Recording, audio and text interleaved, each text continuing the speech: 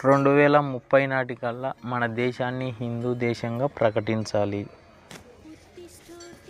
చాలామంది హిందువులు సనాతన ధర్మం కోసం చాలామంది పోరాడుతున్నారు. వారికి మన హిందువులు మద్దతుగా నిలబడాలి, వారికి సపోర్ట్ చేయాలి.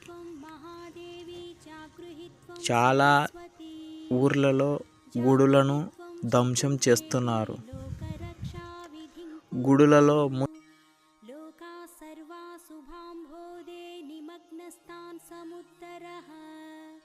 త్వమేవైకా స్వయం వ్యక్తా సమరసికతా భవ శ్రీవాణి సర్వజగతాం జననీ ప్రమోదే జిహ్వాగ్రవాసిని మనోహర వేదనస్తవం వాంఛాప్రదాయని సమాశ్రిత భక్తకోటే శ్రీ పద్మజా